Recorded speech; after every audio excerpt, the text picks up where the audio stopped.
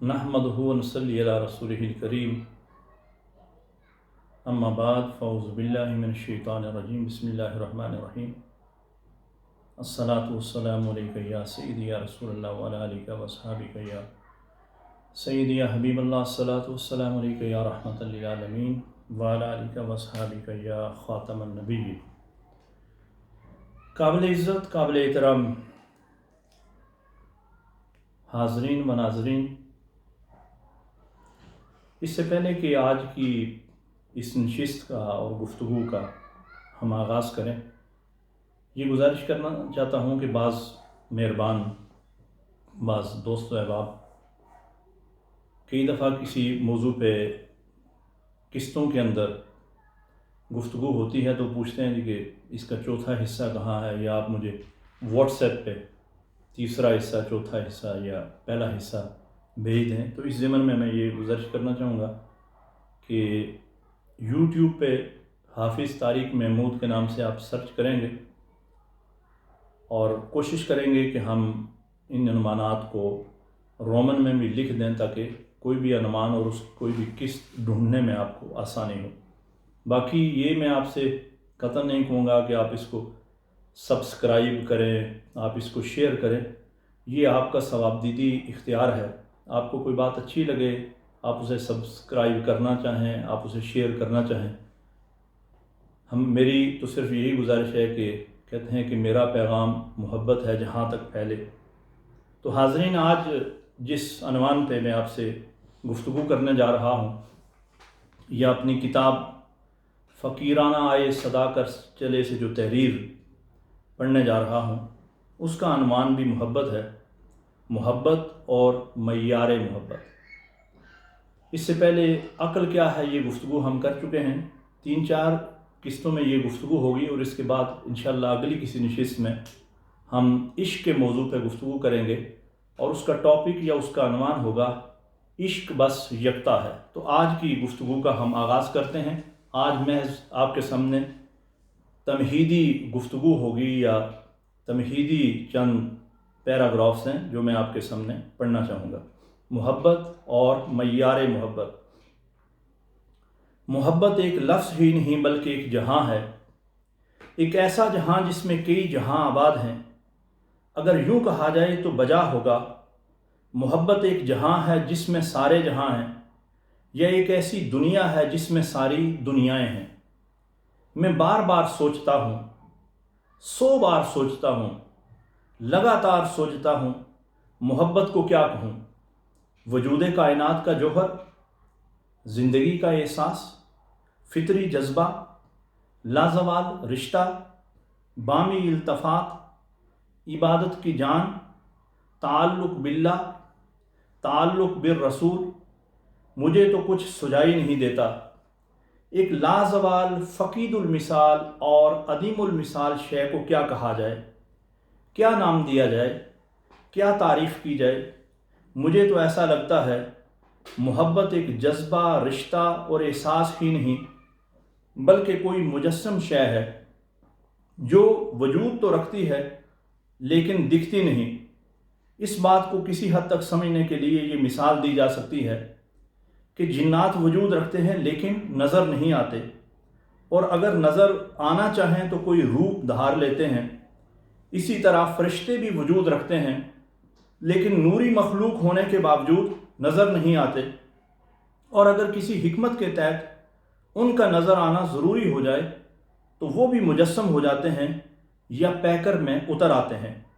मेरे नज़दीक मोहब्बत नारी और नूरी मखलूक से बहुत ऊपर की कोई शय है, बल्कि अगर यूँ कहूँ तो ज़्यादा मुनासिब होगा कि नार या नूर दोनों को मोहब्बत की एहतियाज है और मोहब्बत किसी की मोहताज नहीं। नार और नूर दोनों को मोहब्बत की एहतियाज है और मोहब्बत किसी की मोहताज नहीं।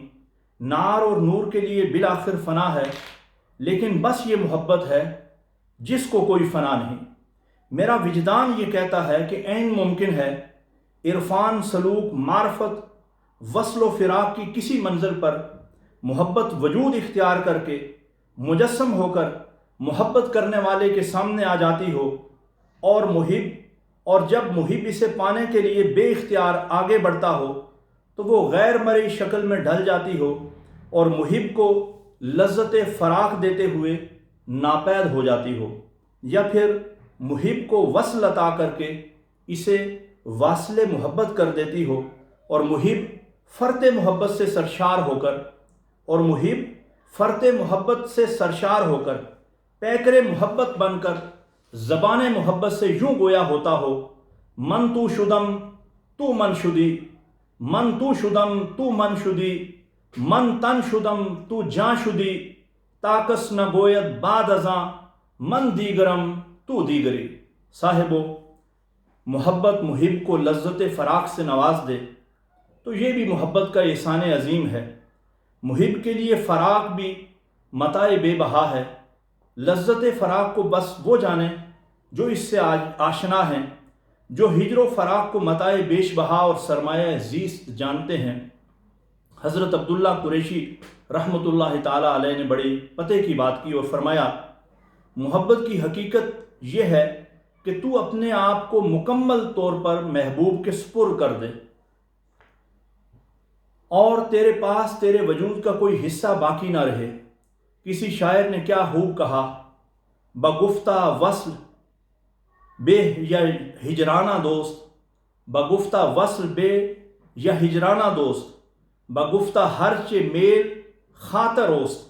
کسی نے پوچھا، محبوب کی ملاقات اچھی ہے یا جدائی؟ تو محب نے کہا، جو محبوب کو پسند ہو۔ اب رہی بات وصل کی، تو اگر واقعی وصل حاصل ہو جائے، محب اور محبوب کا باہم وصال ہو جائے اور محب محبوب میں فنا ہو جائے تو باقی کچھ نہیں رہتا سوائے محبت کے، اس لیے کہ محب اور محبوب فنا ہو سکتے ہیں، بس یہ محبت ہے جس کو فنا نہیں۔ میرے نزدیک محب کی اصل بھی محبت ہے اور محبوب کی اصل بھی محبت، سارا کمال محبت کا، سارے کرشمے محبت کے۔ آئیے محب اور محبوب کے وصل کو ایک خوبصورت تمثیل سے سمجھتے ہیں۔ کہتے ہیں ہر چیز اپنی اصل پہ پہنچ کے ٹھہر جاتی ہے، بلکہ اپنے آپ کو اپنی اصل میں گم کر دیتی ہے۔ کل شیء یرجع الی اصلہ۔ مثلاً تمام دریا سمندر کی طرف بھاگتے ہیں کیونکہ ہر دریا سمندر سے بنا ہے۔ سمندر سے بادل اٹھے، پہاڑوں پر بارش یا برف بن کے برسے، پھر اس بارش یا برف سے دریا کو وجود ملا۔ اب دریا ایک محب کی طرح محبوب کی یاد میں اور محبوب کی تلاش میں سرگرداں ہو گیا۔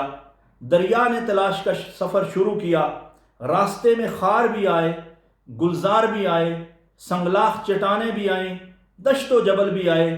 دریا کبھی رکاوٹیں عبور کر کے، کبھی پابندیاں توڑ کے، کبھی رستہ بدل کر چلتا رہا، شجر و حجر سے ٹکراتا رہا، شور و تلاطم مچاتا رہا، اور راستے میں ہر آنے والی رکاوٹ سے زبان حال سے کہتا رہا، اور راستے میں آنے والی ہر رکاوٹ سے زبان حال سے کہتا رہا، تمہیں خدا کا واسطہ مجھے جانے دو، مجھے نہ روکو، میں رکنے والا نہیں۔ دریا دیوانہ وار جذبہ محبت سے سرشار سمندر کو اپنا محبوب جان کر آگے بڑھتا رہا، چلتا رہا، بھاگتا رہا، دوڑتا رہا، یہاں تک کہ اسے سمندر نظر آنے لگا۔ اب سمندر کو دیکھ کر دریا جھوم اٹھا، دریا کا شور جاتا رہا، تلاطم تھم گیا، اور دریا بڑے شوق، انہماک، محویت اور انتہائی محبت سے سمندر میں غوطہ زن ہو کر سکون پا گیا۔